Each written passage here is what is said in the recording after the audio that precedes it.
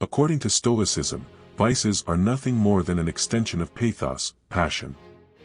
They are reactions without any self-control, without any virtue. We must remember that Stoicism places great importance on reason and differentiating between good and evil, to behave as rational beings and not as animals. To do this, it may help you to understand what the Stoic virtues are and when to apply them.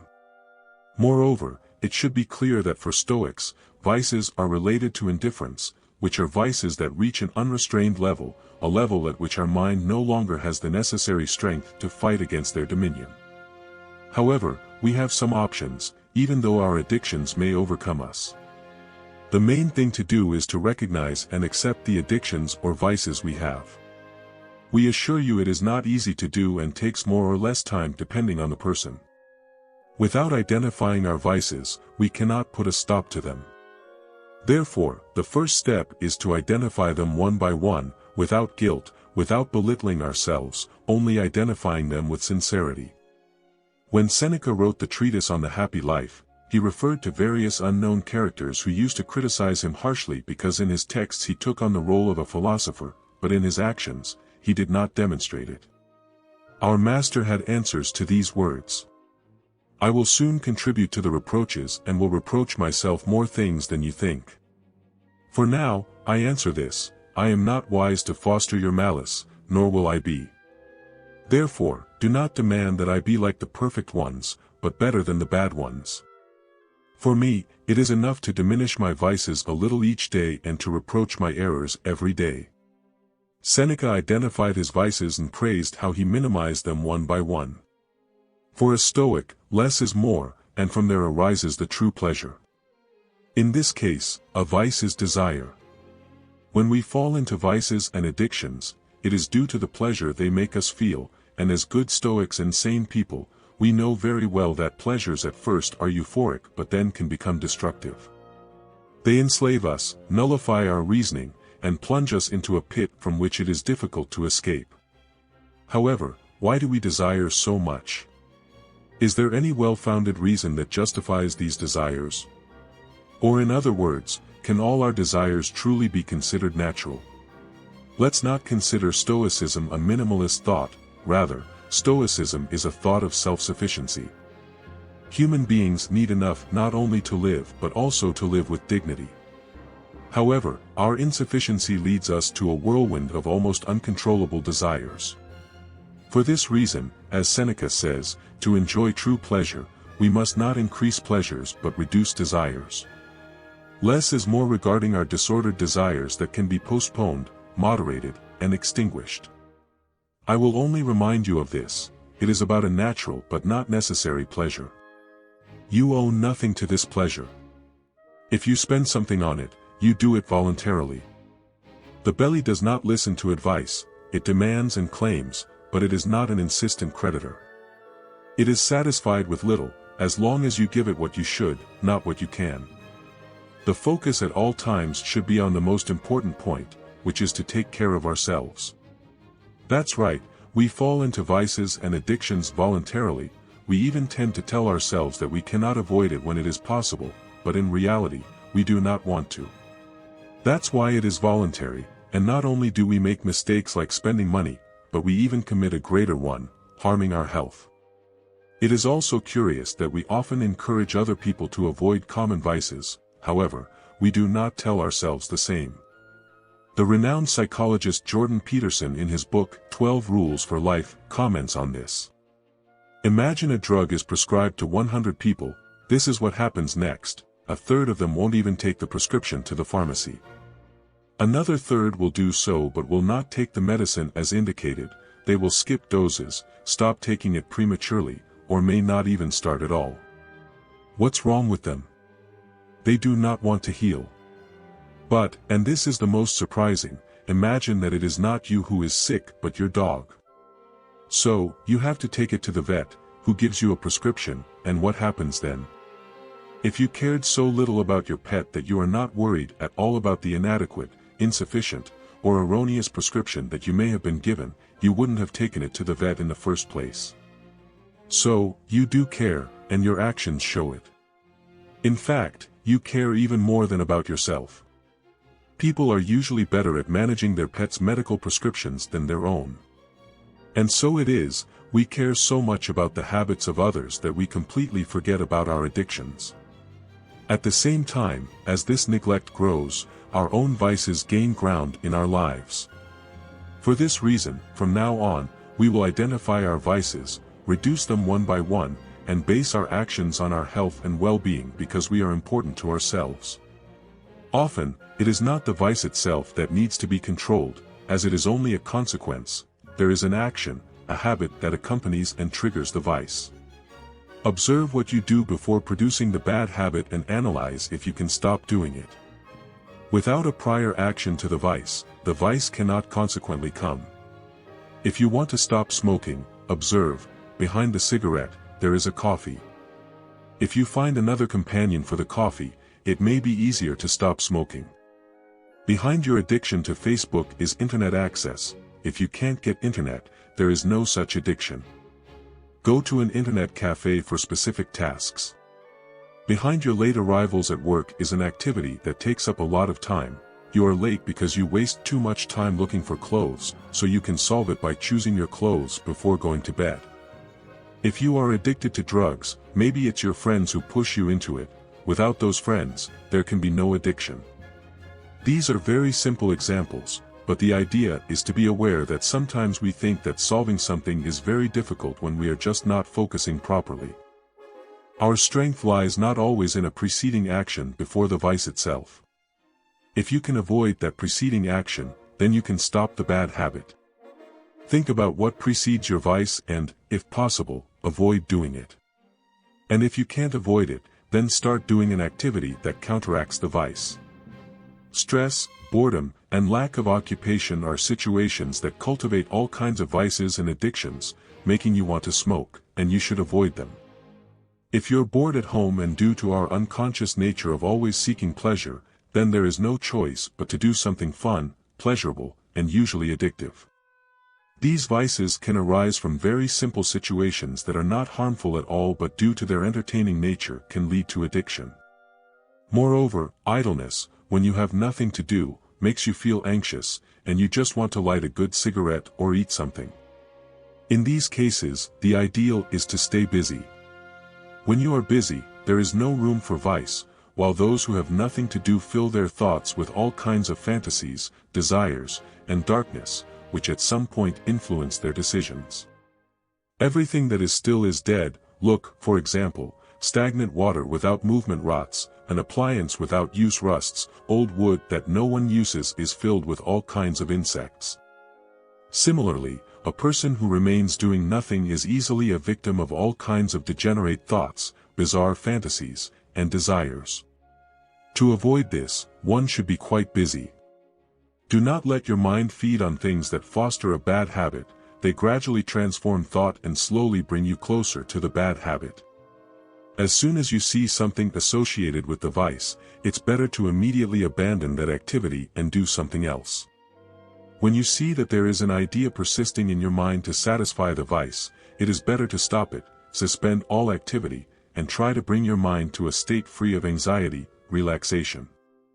In this way, you ensure that no trace of that desire remains in your mind, because if that idea continues, sooner or later, you will act on it. When you've been doing something for a long time, you're not aware of it because that activity has passed into the subconscious and arises spontaneously without you wanting it. Perhaps this part is the most difficult to control and overcome, a habit, such as nail biting, which you've practiced since childhood. You overcome it to the extent that you are aware of what is happening, how it begins to emerge, what those subtle thoughts are that are setting up the vice.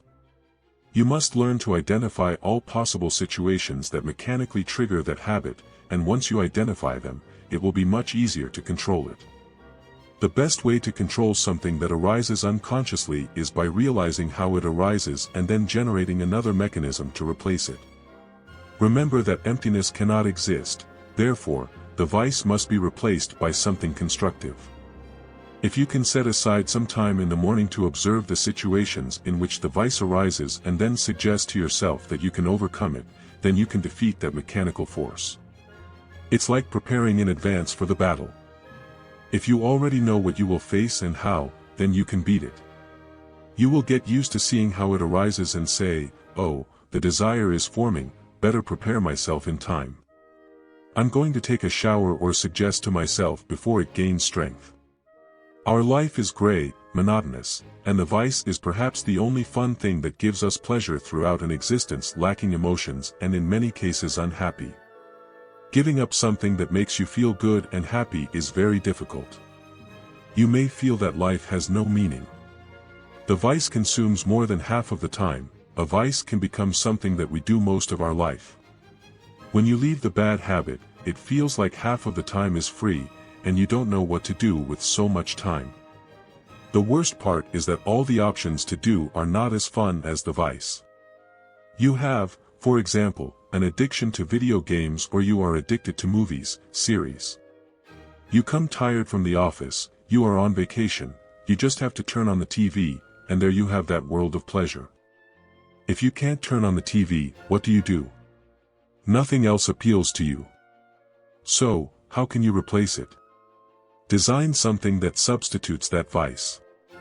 In the case of a smoker, which is something that already forms part of the personality, smoking is a lifestyle, it's something as normal as eating.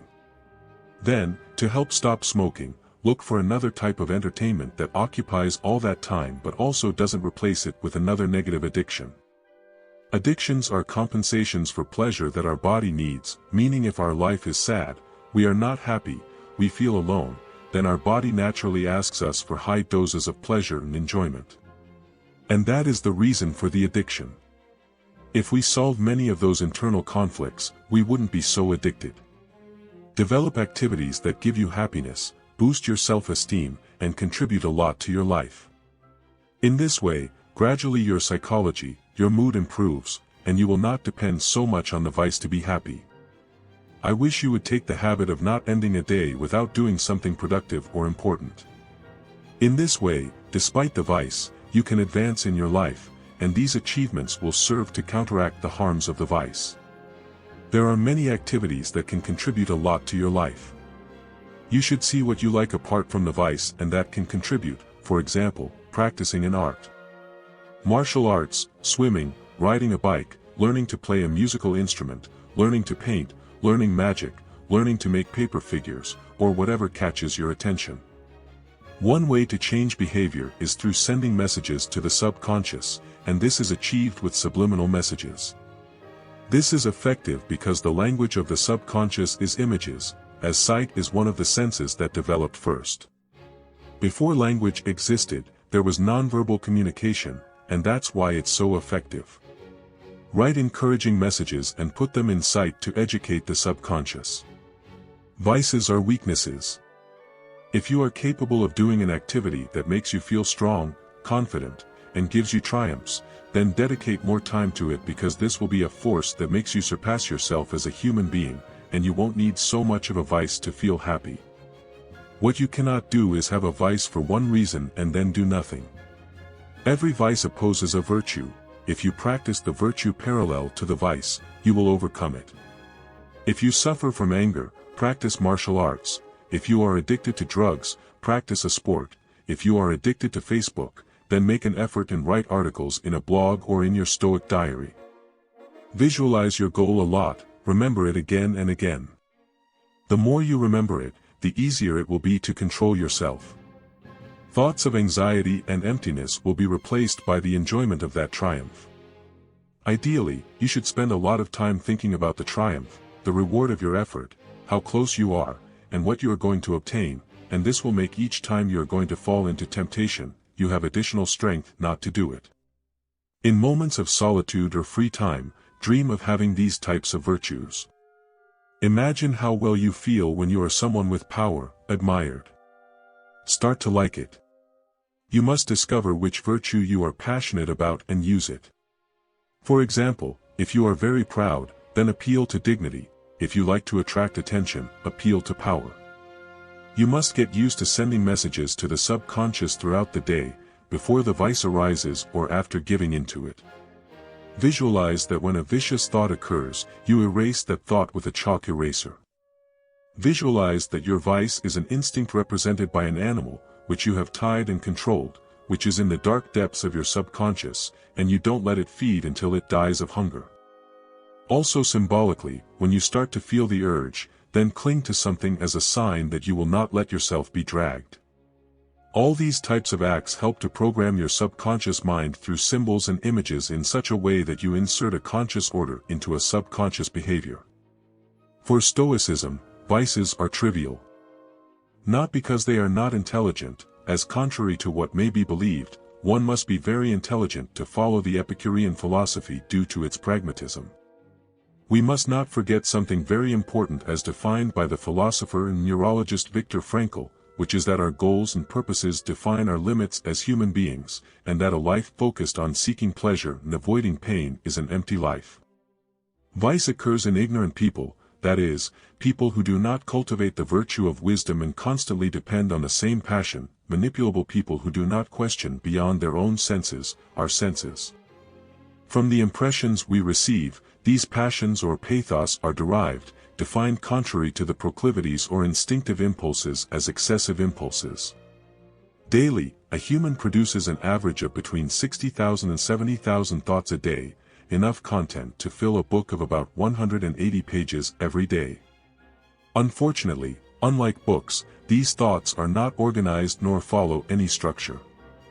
Many of these thoughts come from your most primal instincts, others from your deepest desires based on your experiences and knowledge, and it is your capacity for reason that must deal, putting order among them all. For untrained minds, and as the Stoics would say, determined by certain vices, Stoics made a distinction between the vices, pain, envy, jealousy, rivalry, annoyance, distress, not referring to physical pain but to discomfort and complaint. Pain is part of life. Suffering is optional. When events that make us suffer occur, we have the opportunity to analyze our responses.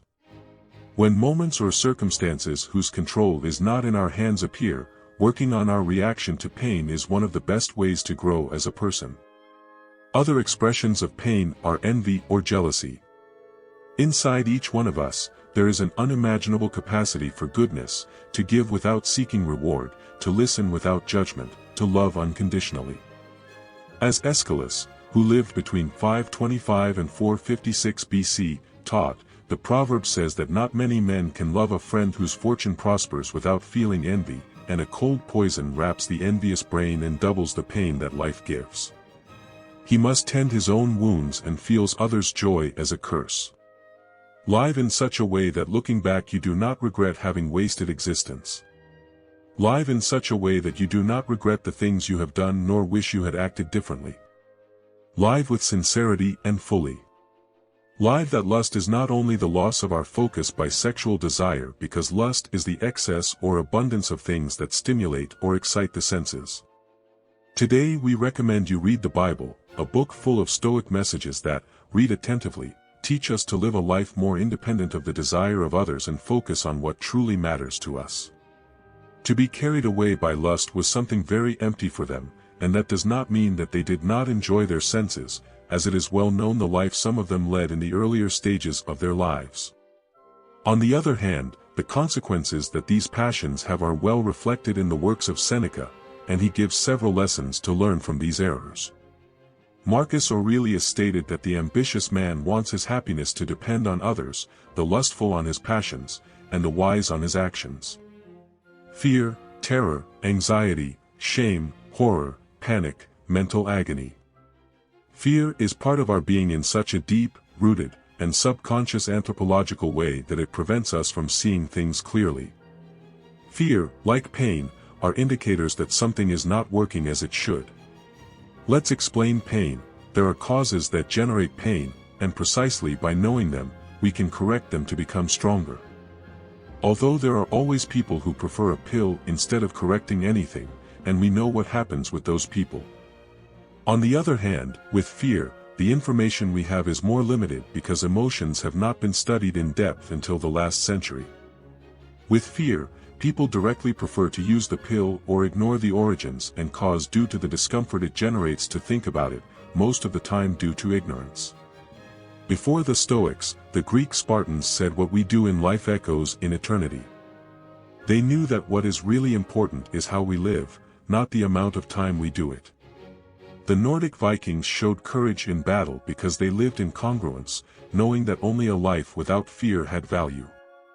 Start to perceive fear as an indicator, specifically the fear of dying is an indicator of postponing things.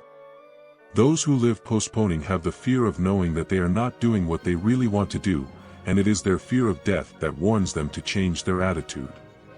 Think of fear as an indicator trying to explain that something is not working well, and only you can solve it.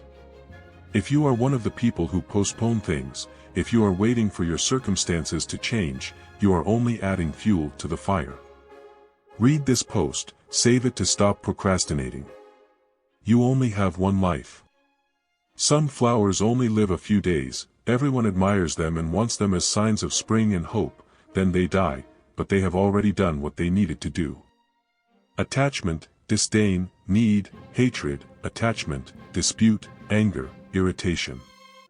Attachment is born from our ego, that part within us that seeks to maintain itself and others' ideas. Your fundamental desire should be, according to Epictetus, not to be frustrated by forming desires that you cannot fulfill. If you achieve it, you will stop experiencing anxiety, being disappointed, and disillusioned. Epictetus said, "You will be invulnerable if you can manage your desires," and attachment is important to understand that Stoicism is about learning to live a meaningful life, avoiding falling into what they call bad passions, known as emotions that distance us from the best version of ourselves. At this point, surely many will think, then affection, pleasure, the best of life, according to the Stoics, is not part of happiness? That cannot be. Indeed, Stoics exercise affection to avoid it through virtue or, as they call it, avoid non-rational affection. Understanding that excessive emotions distance us from ataraxia is for another exclusive meditation. The works of Seneca, Dialogues, which in English are called letters because technically it was correspondence that Seneca directed to different people of the time, explain extensively why excessive passions usually do not lead to good port. Stoicism will not only teach you behaviors to achieve happiness and peace of mind, this ancient wisdom can help you prevent all kinds of situations where lack of emotional management or impulses more typical of animals take over your thoughts. A strong character or personality can undoubtedly help you not to fall under the influence of momentary pleasure or instant gratification, and with it the possibility of being the sole owner of your actions, both in the past and in our present. Humans continue to fall into moments of moral weakness. In school, you can have teachings focused on logical mathematical learning or languages, but nothing further from teachings related to emotional management and how human beings are capable of controlling their emotions. Thank you for joining us until the end. Tell us if you believe that applying Stoic ideas could help you overcome the vices you may have. I will be reading your comments. Leave a like, subscribe to the channel, and activate notifications. We will meet again with more Stoic teachings for daily life.